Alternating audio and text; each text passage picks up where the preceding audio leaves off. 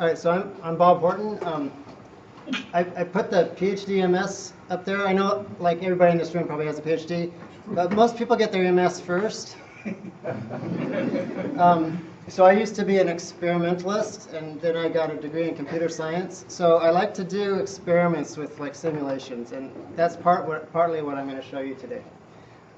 And if I ever graduate from college, I'll put the bachelor's on there too. So how many people have taken Andrew Ng's machine learning course on Coursera? So a lot of people, and probably more people that don't want to admit it. So this is one of his big things, the learning curve. It's one of the big take-home messages from that course. And so when I took that course on Coursera, I thought, oh, I want to go find some examples of that. So I started looking, and it was really hard to find examples. And most of the toy examples you can find use really, really small sample sizes. So the idea here, for those who didn't take the course, is that we want to plot the error of our fitted model. However you fit the model, you measure the error on it. You plot the error on the set that it was trained on, and the error on a held-out set that it's never seen before. And then you scan those over various training sizes. So what you normally see is a curve like this, where small training sizes can overfit dramatically, and an overfitted model doesn't predict very well. So as you give it more training examples, overfitting becomes less of a problem, which means it actually gets more error on the training set, but the error on the test set comes down, and eventually they should meet in the middle. So one of my first goal was to make a simulation that shows this behavior. And one of the advantages of using a simulation is that we know things that we wouldn't otherwise know. Like, I know exactly how much noise is in this data set because I put it there. So I can plot the noise, and you can see that that's where these curves are converging. They're converging to this irreducible error rate in that training set. So this is what the simulated data looks like, only there are more rows. So we've got all the X's here are categorical inputs, and they're just random. They're randomly selected from the first 10 letters of the alphabet. So these are categorical inputs with a cardinality of 10. Now I'm really good at multiplying by 10, that's why I chose 10. And then Y is going to be this number that's going to be in part determined by those inputs and in part random. So I highlighted X1 and X2 in red there because I want to tell you a little secret. In this simulation, those are the only two inputs that matter. So I'm going to show you a lot of inputs that don't matter and what happens when you include those in your model. But we know, just between us, that only X1 and X2 matter. So this is the equation for Y. So Y is going to be 100 plus, here's how X1 and X2 matter. If they're the same, like X1 is A and X2 is A, then Y gets increased by 10. And if they're not the same, then it doesn't. And then we add noise. And this is all parametric. So noise gets, this is inside a function that creates the data set. And the noise is just sets the standard deviation for the amount of random noise that we add. Okay, so now I want to use this system to explore some of the things that affect how the learning curves behave. So here we've got two columns. These panels are in 2 columns and 3 rows, and the columns differ from one another in terms of the complexity of the model that we're fitting. So in every case, I'm just using linear models using LM, but in this case, I'm using a really simple model where I'm kind of using this dirty knowledge I have that only X1 and X2 matter. In fact, only the interaction between X1 and X2 matters. Because so in this case, we have a really simple model where we're only looking at the interaction term between X1 and X2. And we know that all the information that's extractable from this data set is in that term. So that's the simplest model that will ever find all the information in the system. And then we compare this to a model that, say you didn't know that. Say you thought, well, X3 could be involved, because I don't know. So let's try a model where we do all of these interactions between X1, X2, and X3. So in case you're not familiar with the star operator in R formulas, I expanded it out at the bottom of the slide here. So x star, x1 star, x2 star, x3 really means take all interactions between those variables. So we're taking them each one at a time. We're taking all combinations of 2, and there's 3 ways you can combine them, two at a time. And then there's one way you can combine them 3 at a time. So now here's where multiplying by 10 comes in. There are 10 possibilities here, so there are 10 dummy variables that this gets blown up into. So for each of these single variable, the main effects here, they get blown into 10 dummy variables. These interactions are 10 of these times 10 of those, so there's 100 coefficients that get fit for each of these, and there's 1,000 that gets fitted for this. So we go from a system here where we had just 100 coefficients to here where we have over 1,300 coefficients. So the system became much more complicated. The model is much more flexible. It can recognize a lot more of the details in the training set. And the problem with that is that it allows it to overfit much more extremely. So in this case, the simple model quickly reaches its optimal error rate and stays that way, no matter how much more data you give it. Whereas a complicated model might take a long time, and in this case, we can see it's, on this scale, you can still see a pretty good gap there. So one of the practical applications of this kind of curve is to see whether the model that you're fitting to your data would benefit from more data or not. And we can say, in this case, it would benefit from more data, but in these cases, it doesn't look like it, right? They've already kind of hit the limit. So here's another way, and this is one of my favorite pictures, another way to show a similar phenomenon. So instead of using that third-order interaction between categorical variables, we're using the exponent operator in a formula. So the exponent means we're going to take any combination of all these things that are listed in parentheses with plus signs between them up to this order. So in this case, second order.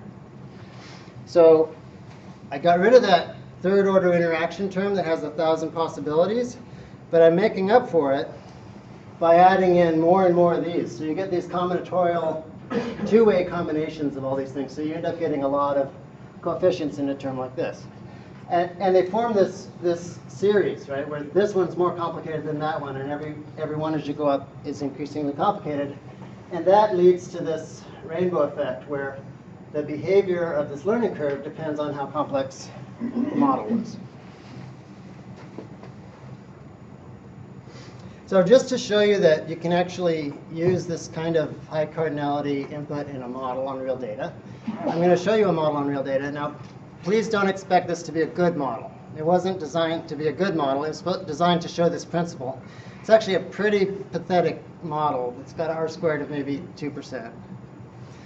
But what I'm trying to do is I'm going to take the famous airline flight delay data, and I'm going to try to predict flight delay only from the origin and destination airports. But I want to have a spectrum of models that have this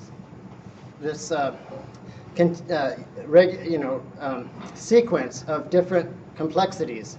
So what I'm going to do is I'm going to take those origin and destination columns, and I'm going to control the cardinality of them.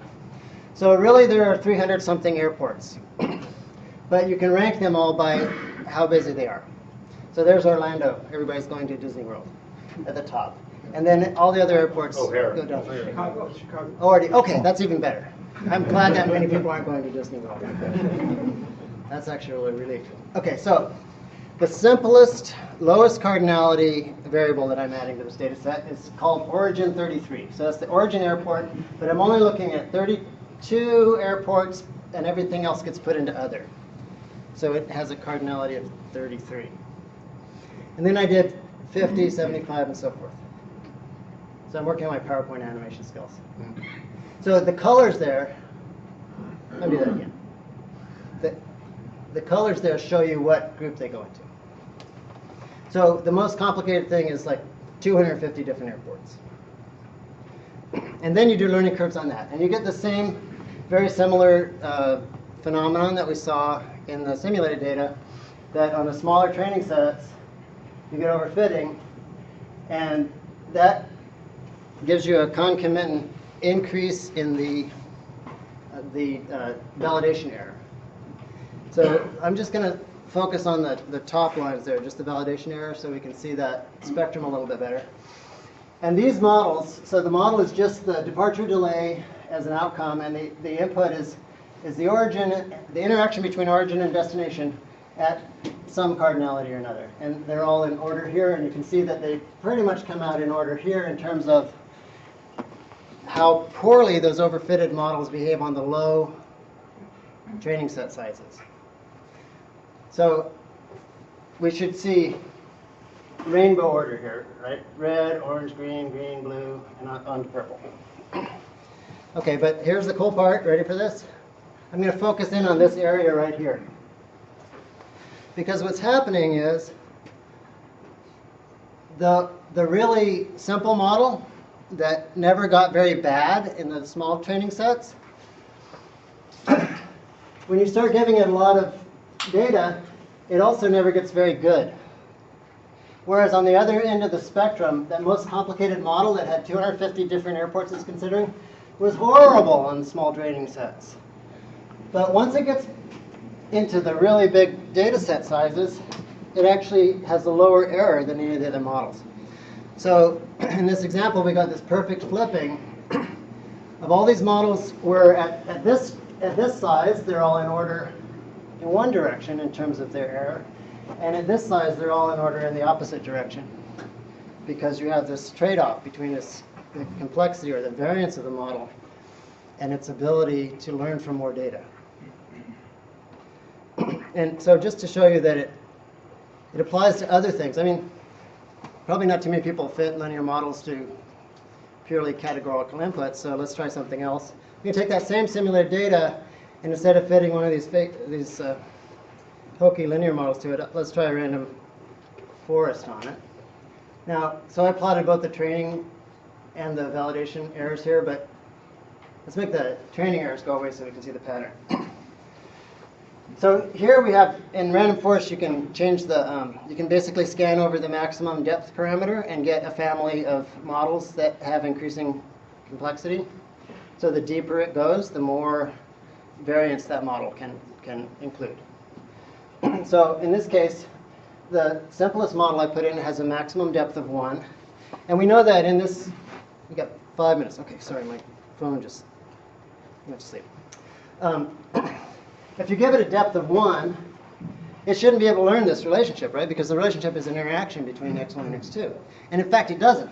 Because not only can we draw the noise in this simulated thing, we can also draw where the null model would predict. The null model is just, we're just going to stubbornly predict that everybody's average, right? So you take the root, in this case, it's the root mean squared of the y predictions minus the average y. So the root mean squared of the residuals. And that's what the null model would give you on the whole data set. And this simplest model isn't learning anything. It's right there on top of the null model position. But as you give it a little bit more depth, it starts to get more and more capable of learning. Until finally, when you get up to a depth of 12, it's actually able to get down to this error level, which is as good as it should be able to get, right? So one of the interesting things is, with, say if you had a model here with the depth of 6, this is already leveled off. That model is not benefiting from any more data. So if you had to make a decision here, should I pay a lot of money to try to get some more data to feed this model and make it better? This would imply that you're better off by getting a more complicated model, because this is not going to benefit from more data. So just real quick sort of demonstration of how regularization affects these learning curves. So now these are fitted with a, it's actually the penalized package in R that lets you do either lambda 1 or lambda 2 regularization. So these are just ridge regressions with where I vary the lambda 2 parameter. So this is a really, really small value. So you can't put 0 in there, so I put a really small number. This is basically what it looks like without regularization. It overfits like crazy on the small sets. These overfitted models are bad predictors. As it gets more data, overfits less, predicts better. Then we can just crank up that lambda value a little bit. This is more regularized and more regularized and more regularized until we get to I stopped there because it's the prettiest picture. What happens is it's extremely regularized, this big number here, and the really regularized system doesn't believe it. It's very skeptical. It doesn't want to believe anything until it's seen it 100 times, or in this case, 1,000,000 times. So it's very close to the null model. It's hugging this null model line until it's really seen a lot of examples, and then it gradually comes down to be a good predictor, but only at large data sets sizes. So sort of the alternate way of looking at this, and this is probably a little bit more commonly used, is some people call these validation curves. That's what Andrew Ng calls it, and that's what scikit-learn calls it. But you're basically just doing a scanning of some tuning parameter. So in this case, this is the same data as from the previous slide, that ridge regression tuning parameter. And the idea is you want to pick the right value for that, because if you over dampen it or you over penalize it, you're going to be closer to that null model performance. If you under penalize it, you can have these overfitting problems. So you want to get just the right amount for a given training set size. But these relationships do change a little bit as the training set sizes change. Yeah. So that with really big training sets, you're pretty much going to have a well-fitted model no matter how you regularize it. Okay, so we've just looked at two different things at once, learning curves and regularization. You can plot it all on one graph, but it's a little busy. Although, it is kind of interesting that you can still see these lines, right? So here's that amount of noise. This is the irreducible error. No models should ever get better than that. Any model that's better than that is lying to you, right? But you can see these all converge here, and these want to converge there. And no decent model should ever be worse than the null model. And so they're all the fully, really strongly regularized models are all pressed up against that. So we have a floor and a ceiling here. You can see in this picture. Okay. So you can plot that as a surface, the training set size versus the tuning parameter. And if you want to see this in 3 dimensions, in all of its 3-dimensional RGL glory, you're going to have to come on Saturday. All right, thank you very much.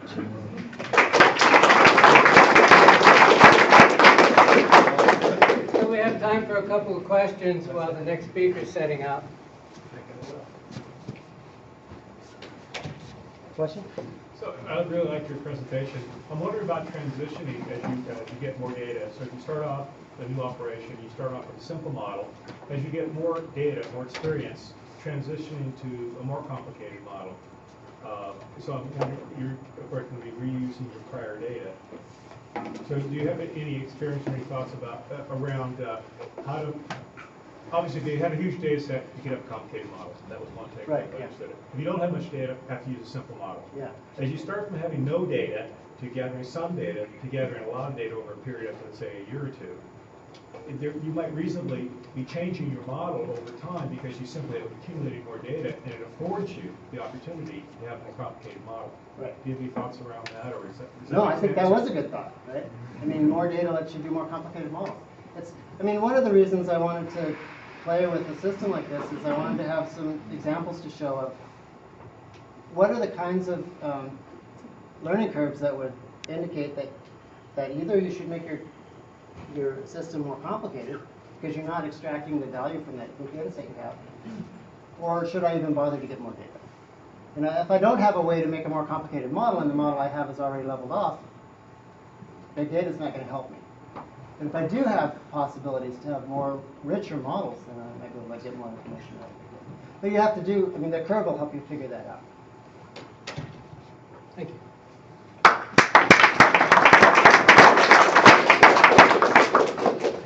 So I had the opportunity to see our next speaker at Stanford, and we're really lucky to have him come here to talk to us, so please.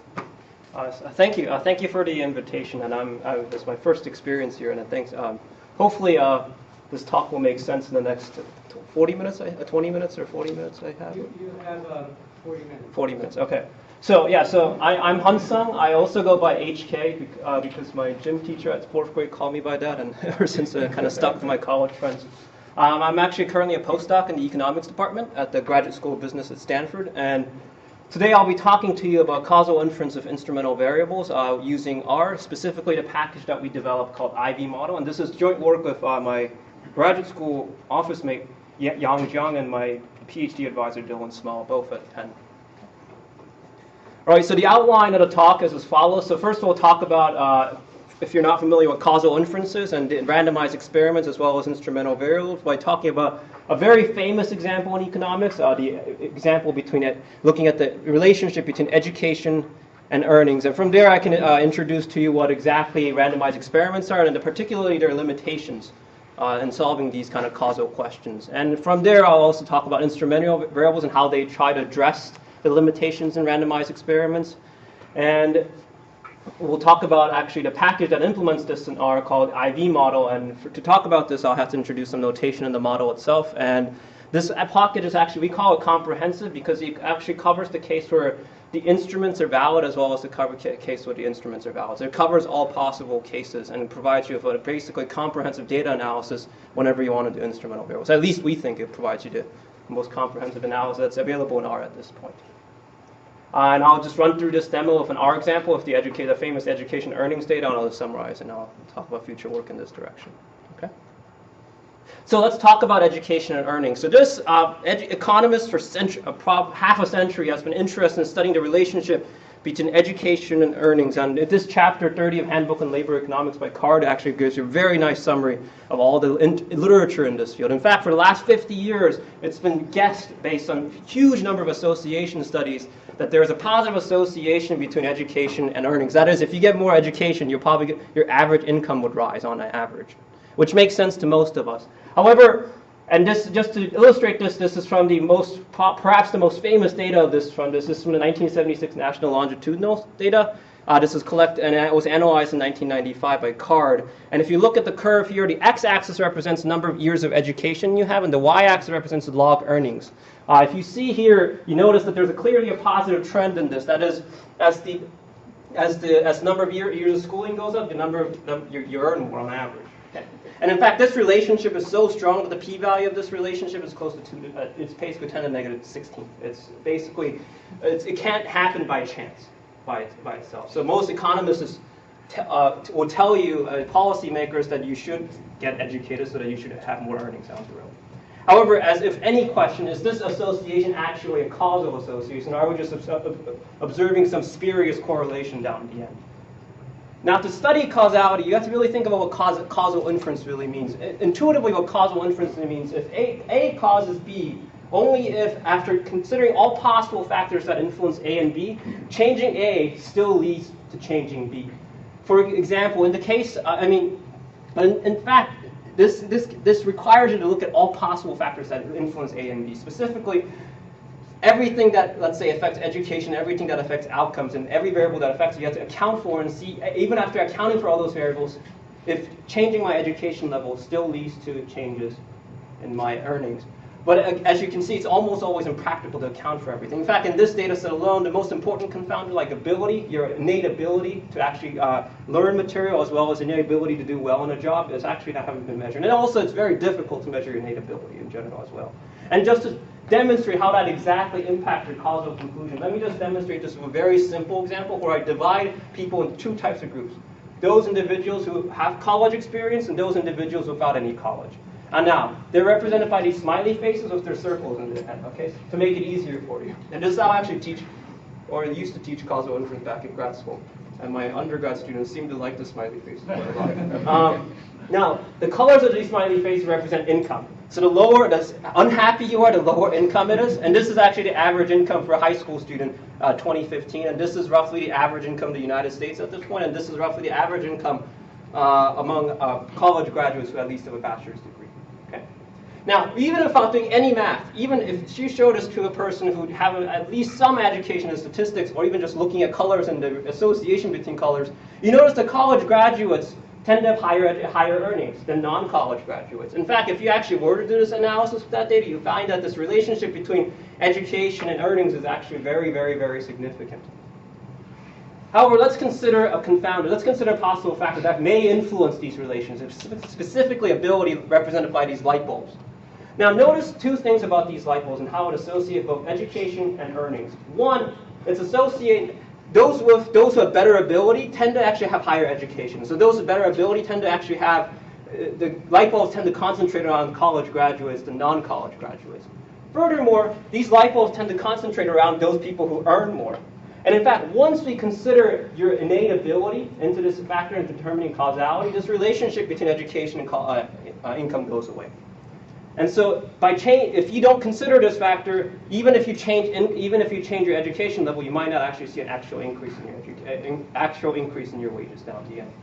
And in fact, this whole thing is usually represented in the causal inference literature as a graph, where again the goal is to infer the causal relationship between education and outcome. This glowing arrow is your target.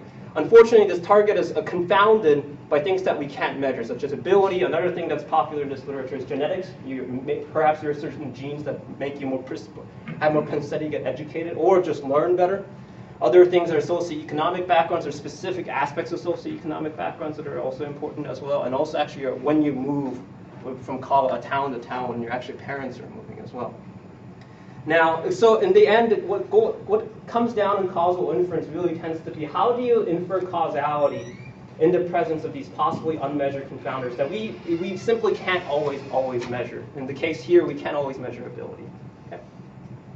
So this solution has already been solved. This problem has already been solved since 1935 by Fisher, when Fisher went through the agricultural experiments. Basically, you ought notice as randomized experiments or A/B testing or randomized clinical trials, there's a whole slew of names that mean the same thing. And this is considered currently the gold standard of determining causality. And the way it basically works is you randomly assign each individual in the population to two groups, either with college education or without college education. You simply measure the outcome between the two groups. And let me just illustrate why this actually gets rid of all possible unmeasured confounding that you can ever imagine.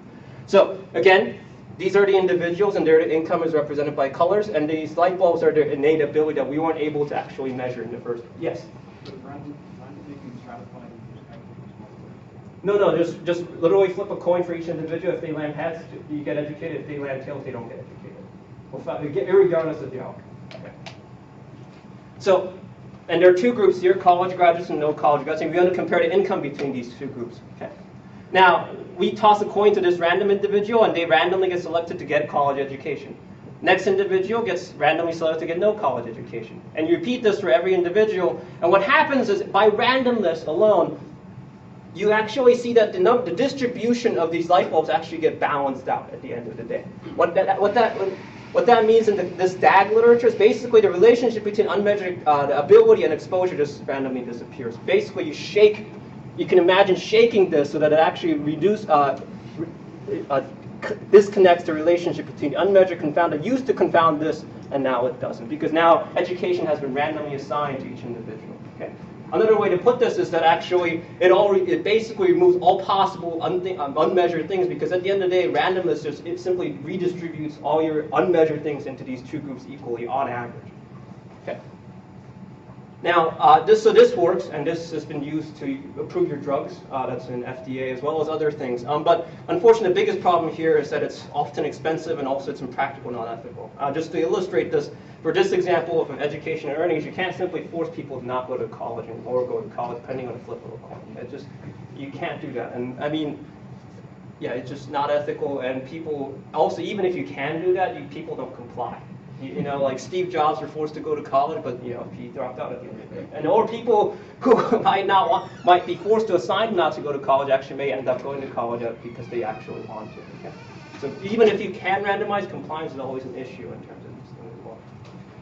Now, another famous example where randomization is impossible is like looking at the causal effect between maternal smoking and childbirth weight. So how does a mother smoking during pregnancy affect the birth weight of a child? Now, one way to actually study this thing is actually to randomly choose a pregnant mother to smoke during pregnancy, randomly choose other pregnant mothers to not smoke during pregnancy, and see the outcome between the childbirth weights.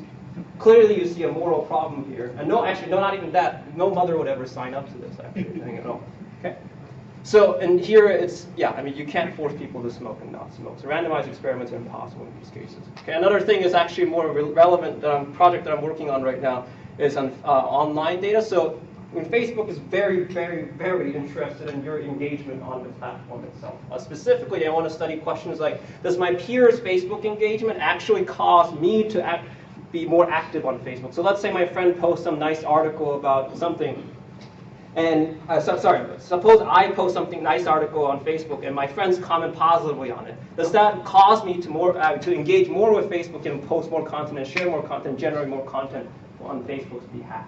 Okay, they're very interested in this. Now, the problem with this is to actually study this requires you to actually randomly select my friends to actually not interact with Facebook at all, and also randomly select the other group of friends to actually interact with Facebook. So you have to deny some group of my friends to never ever interact with Facebook, and the other group of friends to actually interact with Facebook constantly. So you can imagine that's not possible. People are going to complain.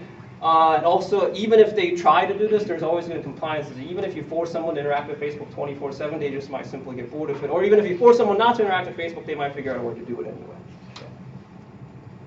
So, what is the next best thing to do this? So the next best alternative is been known as instrumental variables. And the key idea really is to induce randomness in this variable, because the problem is we can't randomize the exposure of the maternal smoking, of education, of peer encouragement designs, is we could not randomize this variable, and hence we could not get the direct causal effect of interest. So what instrumental variables does is it attempts to randomize this by introducing a variable. Let's say, in this case, the most famous variable is the proximity to college. And what happens is, as long as this variable is associated with the exposure, it's only associated with the outcome through the exposure alone, so there's no direct effect between the instrument and the outcome.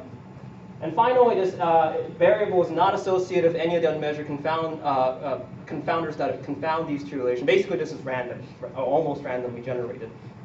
What happens in this case is then that this random instrument, random variable, randomly generated random variable, induce some randomness into the exposure by this assumption 1 alone, and it only induces randomness on the assumption 1, and therefore it actually now the exposure is actually quasi-randomized. Okay, we were able to actually induce randomization of the exposure even though we didn't actually randomize by introducing a variable called the instrument. Okay? And by doing this, people already prove, and if all these assumptions are satisfied, then you can actually say that this instrument is called valid, and the causal effect between the exposure and the outcome can be always estimated even in the presence of any unmeasured confounding that's out there. Okay? All right, so this has been used quite a lot in the literature. If you type instrumental variables in econ, it's the bread and butter.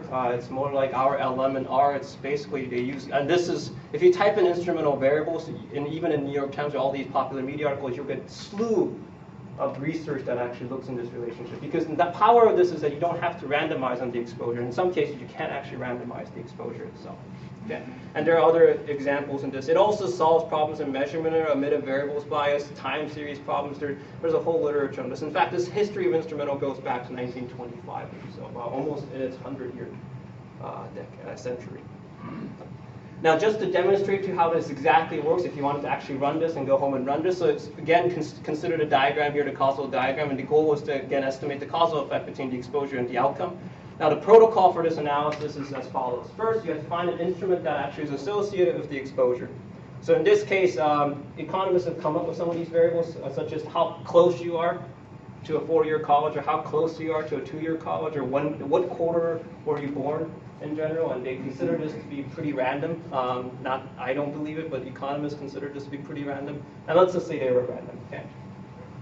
Oh. And then afterwards, they assume that this variable meets the other assumptions, and then just run what people know, this most popular procedure called two-state least squares. So basically, do a regression between this variable as covariates and that variable as an outcome, and get the predictive value of this, so the d hat of this, and run a regression between d hat and then y as the outcome, and get the coefficient of that. And that coefficient is your causal effect of it. And that is written in our code right here. You can just run that. It's a very simple command. Now, under software for this, if you don't want to do it by that 2-line of R code, in Stata, there's basically popular in economics. There's huge amounts of software, and it's actually very unified and modernized. It's updated pretty much almost every 2 or 3 years to introduce new methods. Unfortunately, in R, this is quite lacking. In fact, there's a lot of fragmentation, lack of modern ID methods. Specifically, If you're familiar with the AER to SEM package, it only implements two-state least squares. It doesn't implement other ways of estimating the causal effect beyond the one that I just mentioned before. And the package called the LFE by Gorey actually only implements more methods besides the two-state equals, but it lacks modern methods to deal with weak instruments, such as CLR, which I'll talk about later. Actually, most importantly, none of these software, both Stata or R, or basically any software that at least both myself, my advisor, and my office mate knows how to deal with violations of the IV assumptions that we talked about. Specifically, if you look at this diagram again, you notice a couple following. You first need to find the IVs that are related to the exposure. And if you think about this, it's hard to believe, if this association between these variables and the education is very weak, it's especially quarter of birth and how that quarter of birth relates to actually how many years of education you may get, this assumption can actually be violated. Okay? Or even the second assumption too, is specifically this assumption. It's possible that living in close proximity to a four-year college may actually offer you other opportunities beyond increasing your education level. Specifically, maybe there may be research opportunities that a high school student can actually take, make them more interested in going to college, and therefore actually increase their earnings beyond. So there is a direct effect to earnings that's not through actually increasing your education level. Okay. Or even this one. I mean, to me, this one's more problematic. I mean, I don't really believe people living near to a four-year college or two-year college really is random. Parents actually tend to choose where they live based on not only their school district, and eventually, I would also claim that they probably choose based on their location as well. So these are rarely, if ever, randomly assigned. Okay? So this is quite common in practice. In fact, some of these IVs are not likely to be satisfied in practice, and therefore the conclusions we make with IV analysis may actually be invalid down the road, and we may be actually making the wrong conclusions. Now, so our contributions are as follows. So we first propose an R package that carries out all the IV analysis, the standard ones, as well as all the standard tests that are included. But it's actually comprehensive in a sense that we actually deal with every possible assumption violation that's in there. Specifically, if A1 is violated, we actually implement two robust confidence interval methods that have been used to deal with violations of this first assumption.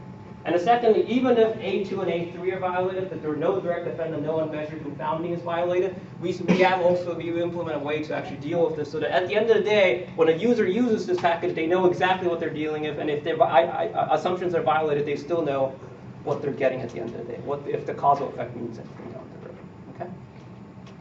So just as a snapshot of what's going to happen if I don't make it there in time, so this is what you do basically. You just call this function called ivmodel and just type in your outcome, exposure, instrument, and any baseline covariates you have, and I'll talk about what this means a couple slides from now. So this first is just a summary statistics about the data you may want to know. This is all the standard IV estimators that are out there in the literature that we have implemented, so it just displays everything so that you get a general sense of what's going on. All these things are just every method that we know that deals with all the violations of all the IV assumptions and how they may impact your inference, specifically the confidence intervals, the testing, and everything, so that people, when they use this package and do a data analysis, knows exactly what can go wrong and how their estimates may change if the violations were to happen. Okay. So let's talk about how we get to this point. But first, I need to talk about a little bit of notation. So there's n individuals in the data indexed by I. Outcome is Y, exposure is D, instrument is Z. It could be L-dimensional, it could be one, it could be multiple dimensional instruments, and just baseline covariates. Just as an example, in the previous data, wage would be Y, education would be D, and the college, whatever college nearby, if you decide to use that as an instrument, would be Z, and X could be like sex, like or parents' education level, age, other things that's already lying out there that you could fit into the model. Now, the model we consider is basically the most popular and the simplest model that's taught in every econometrics course. That is, the outcome is related to the exposure by beta, as well as this covariate X by kappa. So the target estimate is beta here, which relates the exposure to the outcome. In this case, education to wages. Now, this model, just if you're familiar with this literature, is a structural model, and it's causally interpretable parameters. And specifically, if you thought, like maybe this guy is not present, why don't you just run LM to this and get the estimates of beta? we can show that if you run LM to this, or even any OLS method to this, any estimator of OLS will be inconsistent. That is, your beta will be biased. Okay? And the reason for this bias is not only because of the structural model, but because there's an implicit correlation between D and epsilon. Whenever you run regression, all these regression assumes that these every covariant are fixed. Here, we don't assume that the D is actually fixed. In fact, D could be correlated with your error term. Okay, and that in the econ term means endogeneity. So how do you estimate beta, our target estimate of interest? So the most standard, when all the IV assumptions hold, the standard estimator for this, you can classify them, you can put them into one ginormous family called the K-class estimator. That's the formula there. It's a little complicated, but basically what this is, it's an estimator for beta hat depending on what K value you choose. So if you get K equals 1, you get the two state least-squares that we talked about in the previous slide. If you give K equals n divided by this thing, you get a bias corrected to K squared, you get a K limo this. And if you actually plug in K equals 0, you get OLS back. So this actually encompasses not only OLS, encompasses two state least-squares, and encompasses everything. So it's a family of estimators called the K-class estimators. Okay. Now we can also construct standard errors for this, which is pretty standard, and then all the p-values for this. And this is implemented in the package as well. If you don't want to use our package and just want to take the formula, you can just look at the formula and just copy it down and just use it on your own as well. Okay. Now, what happens if the IV assumptions are violated, which I told you that it would probably happen most of the time whenever you want to do instrumental variables analysis. So first, let's concentrate on the first one, when there is a weak association between the instrument and the exposure. So these things happen quite frequently, and there's a nice survey paper by Stock et al. In 2002. In fact, what happens is under weak IV scenarios, all the K-class estimators, including OLS, two-state least-squares, all the things we talked about, can be proven to be biased and inconsistent, and all the confidence intervals that result from it are highly misleading. That is, it doesn't cover the true population, true beta of the correct coverage. And this has been proven in a very famous paper in 1997. Now, thankfully, someone has already come up with a way to deal with this scenario. In fact, someone in 1949, before this paper was discovered, this result was discovered in 1997, as well as a new method called conditional likelihood ratio. Basically, this provides an honest confidence interval in a following sense. If the instrument is weakly associated with the exposure, that means it's not inducing enough randomness into the exposure. We want to induce as much randomness into the exposure as possible. But if it's weakly associated, that means it's inducing very little randomness to it. So therefore, the data is not informative about the causal effect of beta at the end of the day. So what a confidence interval under the scenario should reflect is an infinite confidence interval. That is, the data cannot tell you exactly what the true value of the beta looks like. Because with the instrument we have at hand, it's weakly associated with the exposure. So there's not enough information about what our causal effect between the exposure and the outcome is. So their confidence interval resulting from it should be reflecting that non-informativeness, specifically giving a negative infinity to a positive infinity confidence interval. So that at least gives you an honest confidence interval to the data analysts who are looking at the data. And just a comparison between these two intervals, both give you a negative infinity confidence interval when there is a weak association. These are tiny things. CLR needs more assumptions in the AR, but CLR is also very complicated. AR is very simple, just an F test if you really wanted to run it. In the case when there's only one instrument, these are identical, and actually you can prove that these are the most powerfully unbiased confidence intervals you can get for this particular model, and this is proven by Moreira in 2001. And also, if there's multiple instruments, CLR tends to actually have a narrower confidence interval than the AR. So actually, the economists prefer the CLR, but the statistician actually prefers the AR, mainly because of its literature and the F test and the fact that it requires less assumptions, even at the expense of being conservative. Okay. Yes? So would the KP test be a subset of AR? The KP test will be a subset of the AR, if you're talking about the right KP test. Yeah, okay. Rmarkdown PAP, F test. Yes, exactly, yep. Okay, any questions? Yeah, so Sure. So if you don't know what the outcome is, so you earn money, we use it for education, or you got educated, you earn more money. So, so there is a correlation, but can you figure out the causality? Yeah, so exactly. So that's a feedback loop. So basically what happens is people who if they already have a lot of money, will invest in their education more by going to postgraduate studies, and therefore increase their education, and therefore increase their earnings down the road. Yeah. It could also work the other way around. To people who are poor, can't afford college education, so they tend to not go, especially in the 1970s or 80s, where the financial aid system wasn't as readily available as now, even though it's still not readily available. So people who are in that economic situation tend to not get less get educated, therefore they get less income, and so it kind of feeds back in that loop. And so the method here actually can provide a direction as well. Because in your case, you specified the outcome, but suppose I don't know it, so can you figure it out? So you need to specify an outcome of interest. So like you could look at it as like an outcome right after college, what my earnings would look like or 20 years after college, or even beforehand. But regardless of what outcome you specify, I can tell you which direction that causal effect is going. So if you know the time of the event, that is at first I went to college, then I got more money. If you don't know that, then I don't know how you figure it out. It's a correlation, but I don't know what causes what. So I guess I'm trying to understand. In correlation, you still look at two variables: education and some earning potential, right? You can still plug that formula into here and still get the causal effect. As long as whatever outcome you give me, I can still tell you the direction of the outcome, a direction of the causal effect, as well as magnitude of the causal effect using the instrument. Now, depending on the outcome you choose, for instance, if my outcomes is like literally what my earning potential looks like 1 month after college versus my earning potential after 20 years after college, then that would be definitely a different causal effect, different magnitude. So economists so economists tend to design policy so that they specifically target what's the largest magnitude of causal effect. If it's 20 years afterhand versus 1 month afterhand, then there's a difference in that what education policy they can target. No, he's saying that your predictor variables have to occur before, in time on the timeline, your predictor variables have to occur before the response. Oh yes. Sorry. So yeah, yes. So in any time of these causal inference, there's a natural time ordering, temporal ordering. So cause has to happen before an effect.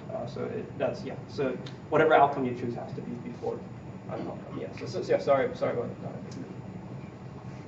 Any other questions? So let's talk about the other two assumptions, the A2 and A3, specifically no direct effect or the no relationship between the unmeasured confounding and the instrument itself.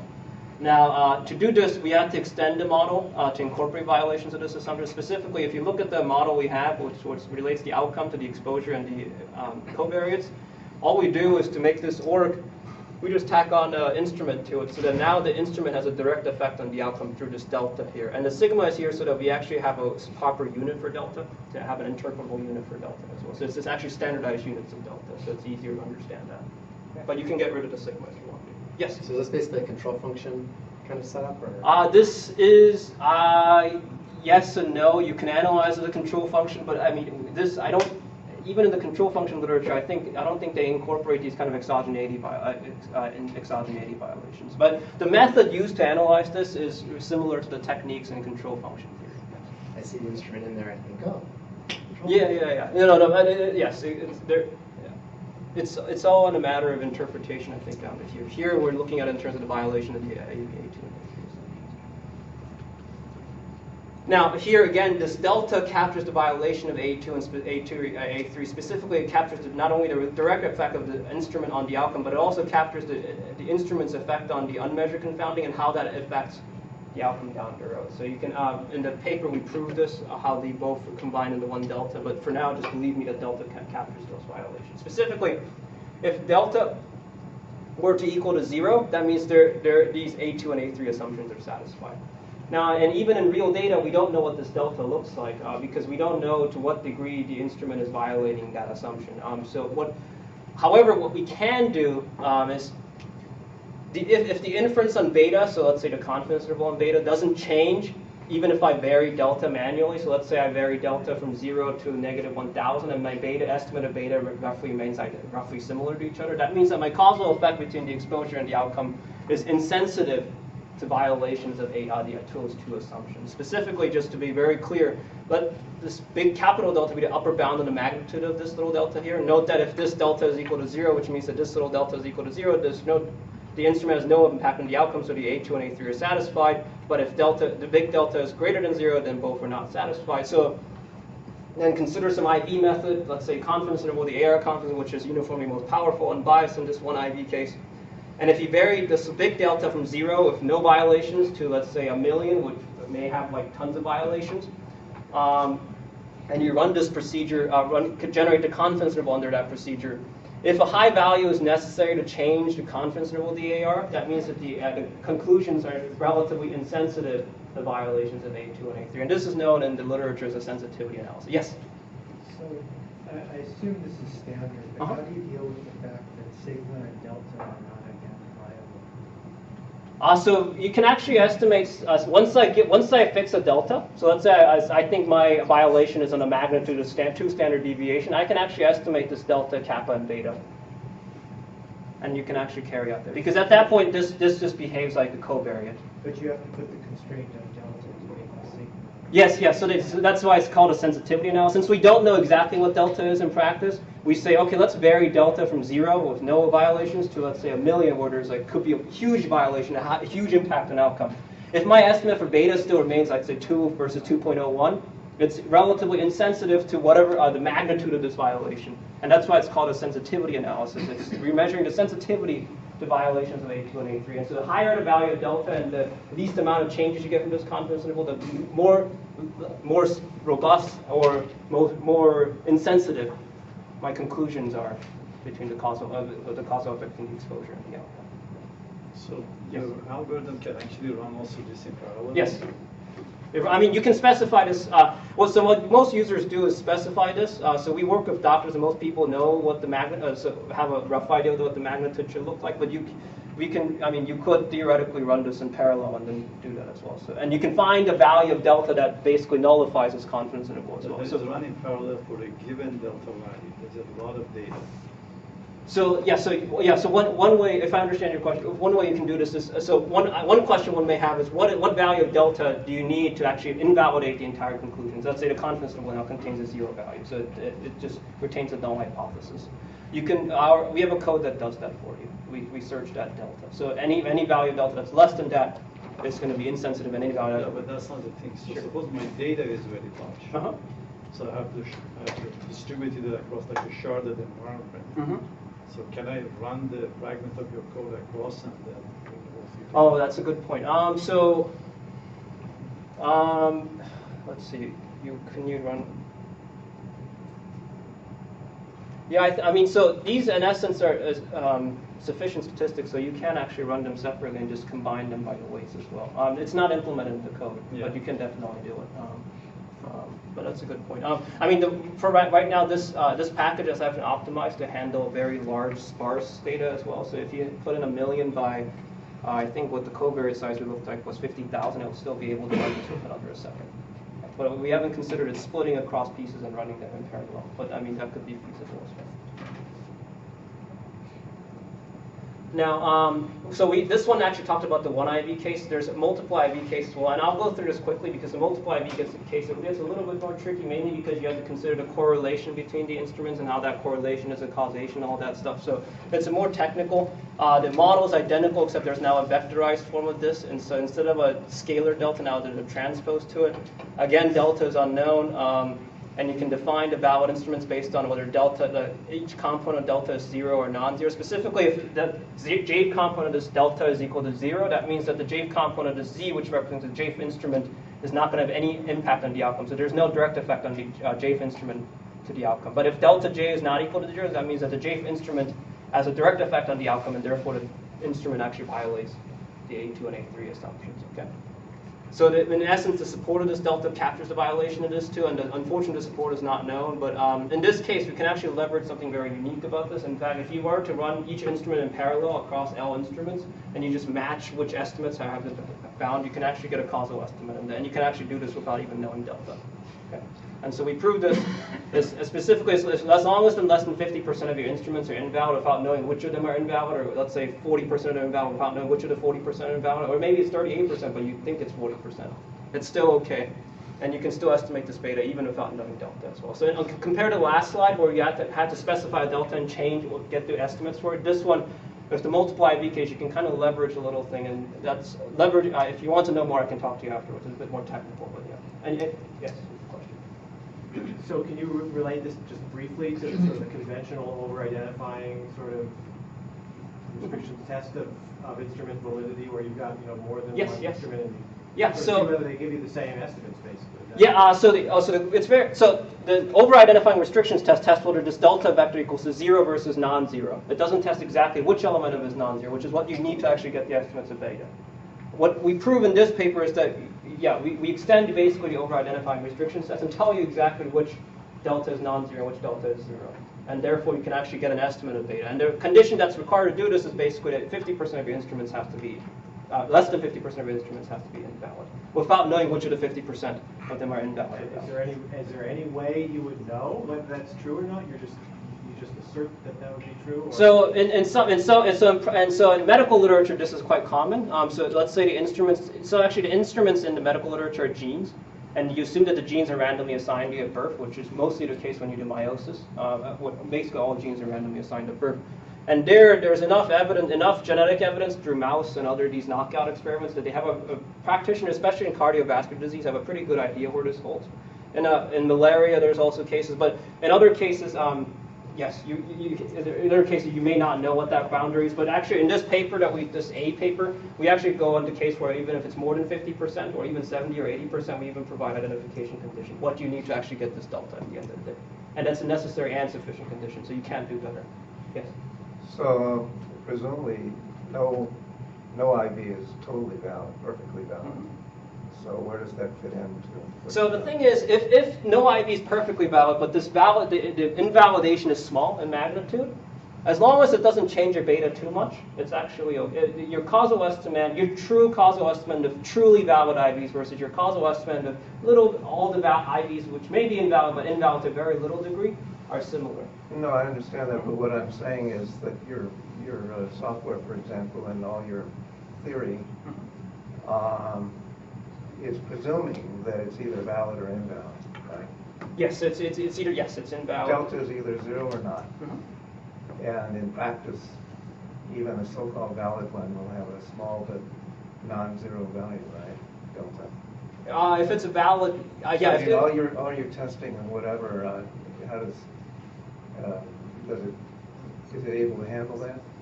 So that's a good point. So you're basically at the heart of it's going after is the modeling assumption at the end of the day. Yeah. Because at the end of the day, if this model is not satisfied, delta could be 0, but it could actually. No, what I'm saying, delta is non-zero. Zero, non-zero, but small. But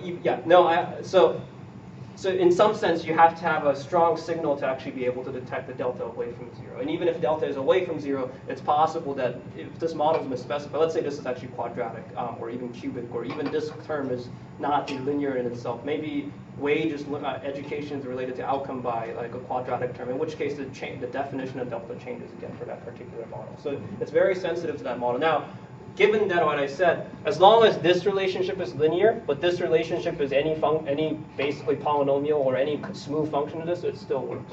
No, but well, okay. Let me put it this way: suppose you have a really, really large data set and not very many parameters.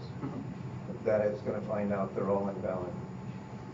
Yeah. So if as n goes to infinity, you can some may actually be delta may actually you can delta even if they're actually pretty good. Mm-hmm. Yeah, even if they're. But I think what I'm trying to say is even in that case, let's say n is a billion, you were able to measure 1 billion people's education and earnings, and let's say this model is true, even if delta is small, that's actually okay in terms of the inference on beta, because at the end of the day, the inference on beta will not change, but because the standard error is already shrunken quite a lot. So what you're losing is actually a little bit of bias. But is your software able to detect that situation? Oh, when it's n is no, it's not able to recommend which to give or not. I mean I think that's more of a subjective judgment depending on. Well, but I mean you're presumably. I mean I'm cheating a little because I saw your Stanford talk also. Yes. But I was wondering there, and I'm wondering now still. You're implicitly doing some sort of hypothesis test, and 0 or non-zero, and all hypothesis tests have this problem that with a large sample, you're going to pounce on tiny deviations that aren't practically important. So the question is, does your software have that problem? So I know, no, it doesn't for estimating beta, mainly because it's really not a hypothesis. It's because at the end of the day, it's a functional delta we want on beta, right? Because even if, let's say if this is a hypothesis testing problem, we make a mistake on delta, whether it's 0 or non-zero. At the end of the day, as long as this functional of it is actually not too big, which in cases where this is large and the n is large, you wouldn't because the standard error is small, it would actually be okay. Now, the bigger question is whether this model is even correctly specified. Our software cannot detect whether that model is correctly specified, but that's the, I guess I'm running out of time, so I'll go through quickly, but yeah, I probably run out of time. Anyway, so just to go through how this works, you have the Y log earnings, D education, and Z binary, and you have baseline. All you have to do is just call library ivmodel, and we have our default data here, Y, D, Z, and then get all the covariates, and all you need to do is just run ivmodel Y, D, Z, X, and this delta range is the maximum delta range for one instrument, and it generates everything. So all the first summary statistics, all the K-class estimators when the instruments are valid, and also things when they're not valid. So these two are confidence intervals when the A1 assumption is violated. This is the interval when the A2 and A3 assumptions are violated. And this is the confidence interval. This is a test that all results from it. Okay. And I have more here, but for in the interest of time, so we provide a comprehensive package and the estimator and blah, blah, blah, and then here are the references if you're interested. Thank you so much. I apologize.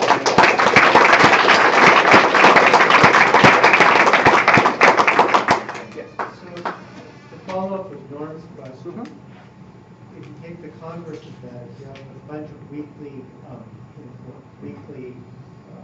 correlated instrumental variables, wouldn't as the dimension of your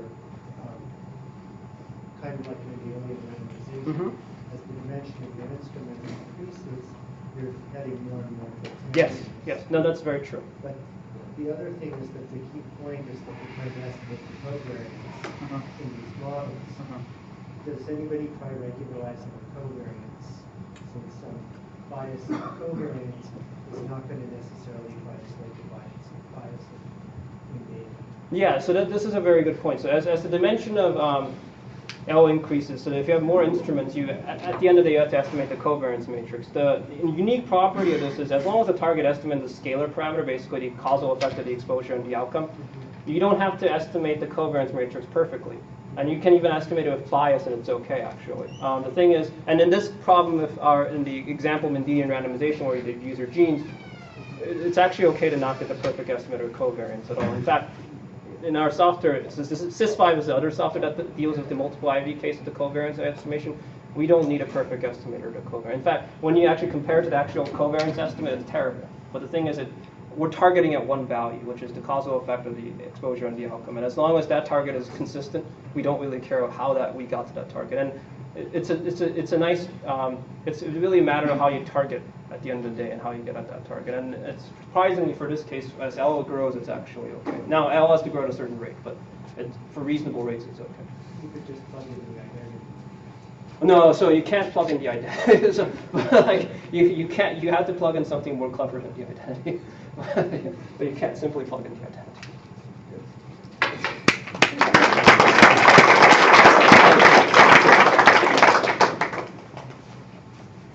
All right, so this talk is going to be shorter and much simpler than the previous ones. It doesn't involve any statistics at all, and it's something about, well, blogging, which you could do in almost any language. But I'm going to talk about the system which I've ended up using for some reason, which is blogging with R, Rmarkdown, useR, and Jekyll. Now, from that title, you may have a very reasonable question in your head, which is why bother at all?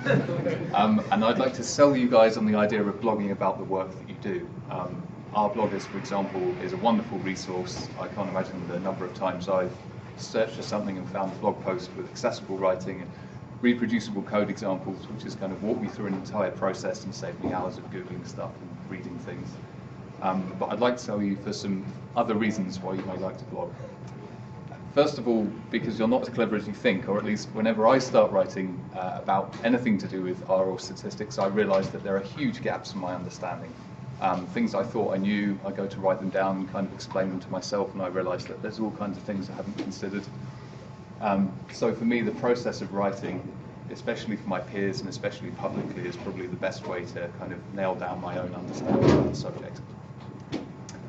The second reason is because your memory is probably horrible, or at least my memory is horrible. I'm often working on something very specific, fitting a very particular type of model, and then I get pulled off that project for some reason, have to work on something else. Maybe a month later I come back to that other project, and as they say, context switching is expensive. There's all kinds of knowledge that I'd built up before I've suddenly lost, and I kind of lament the previous understanding I had.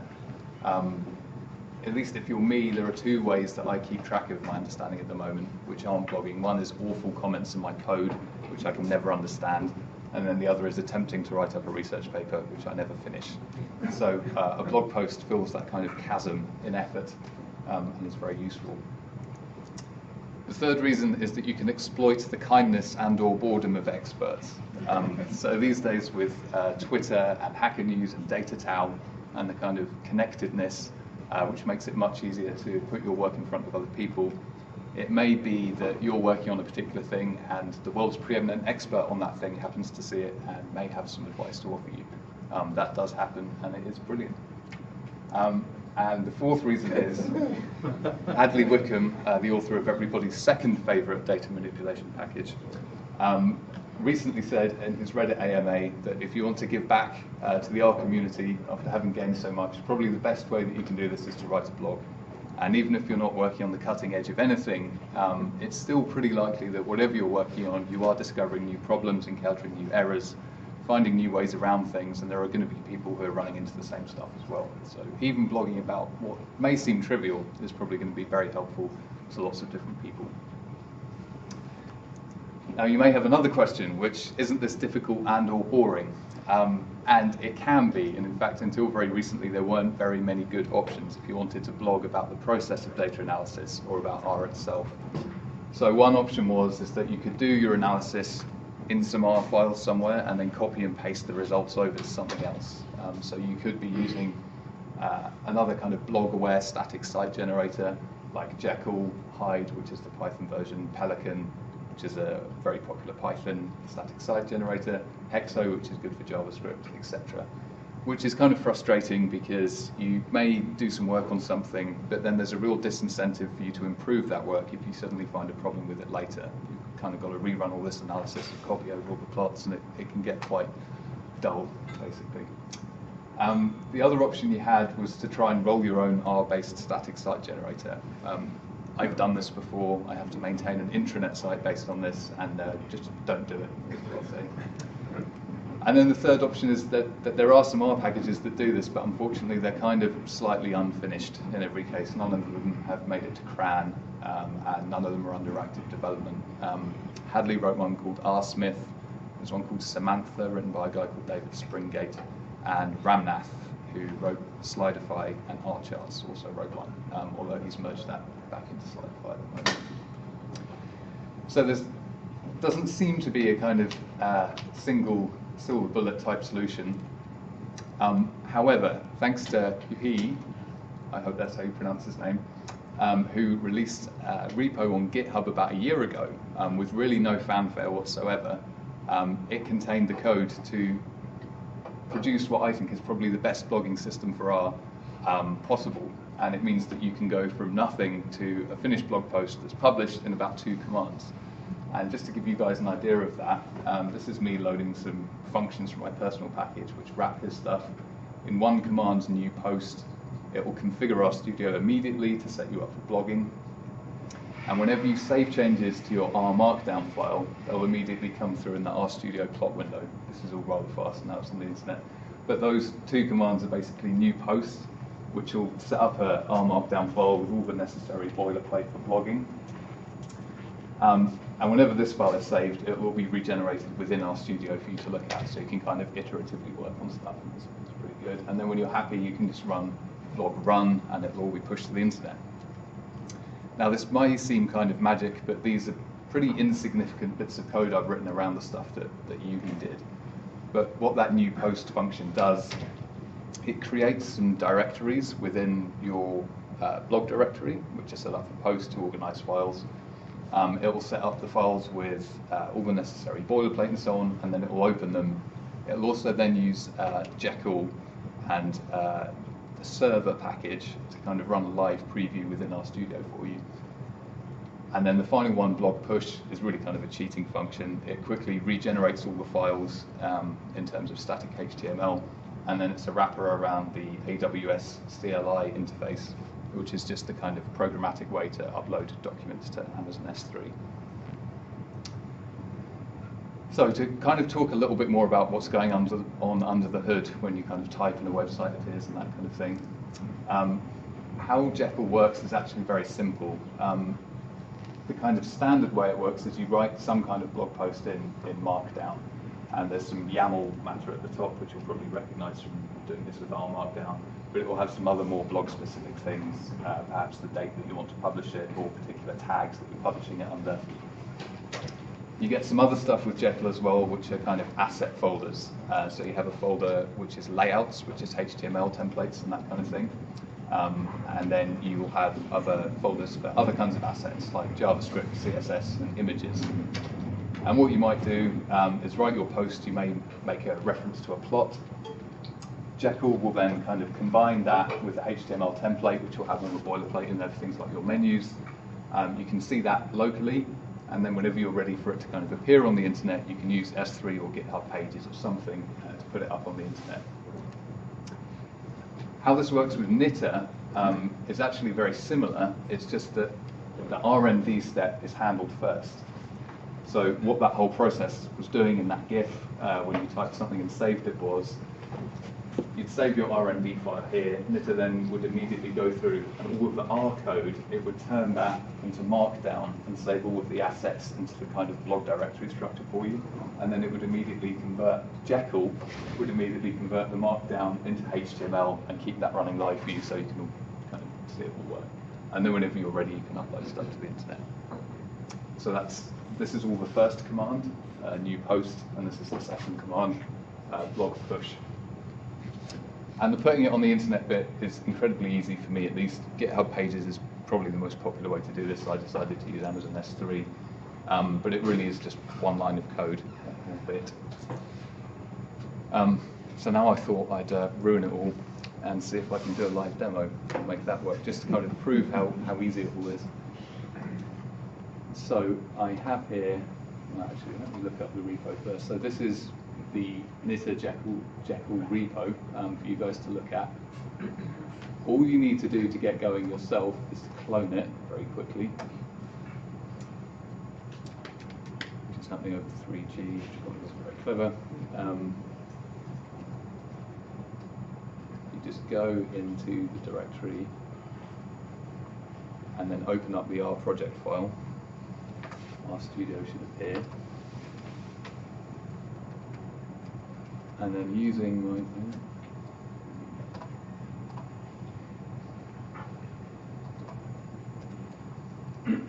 so this is my kind of personal functions package where the blogging functions are at the moment, which you're welcome to use, or you can kind of just use the stuff that Yugi talks about on his blog.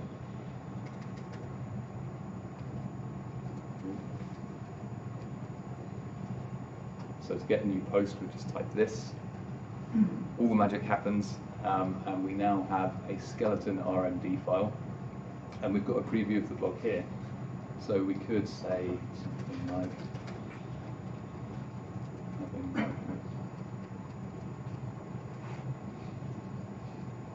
great, and say, I don't know,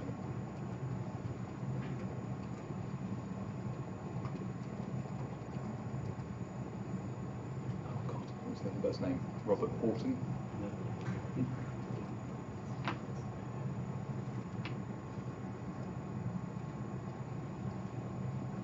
Save that file, and our blog immediately and magically regenerates. We could change other things with the R code.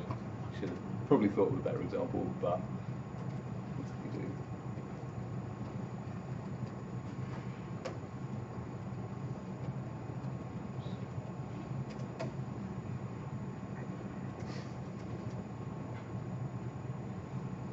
All right, we can have a histogram instead. So there's a very short example of how the repo works, just to kind of prove that it's possible and that it's easy. So now you all have no excuse. If you have been thinking about blogging and you've been put off before, I was certainly in that position for a while. I decided I wanted to write a blog. I tried out lots of different options. I didn't really like them very much. You really can get a blog running locally on your machine in about 10 minutes, and then it's just a question of either uploading stuff to GitHub Pages, which will take you about another 5 minutes, or maybe buying a domain name and that stuff, which maybe take an hour or so. Just like to say thank you for listening.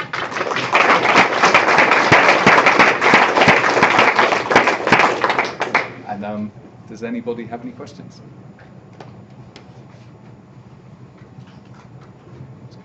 Will you make your slides available? Yes. Oh, and I should also say, because there's a bit of detail there, do check out my blog post, which I wrote about this, and also the original one, which has even more detail, for code that you can copy and paste. Kind of thing. Thank you. No worries.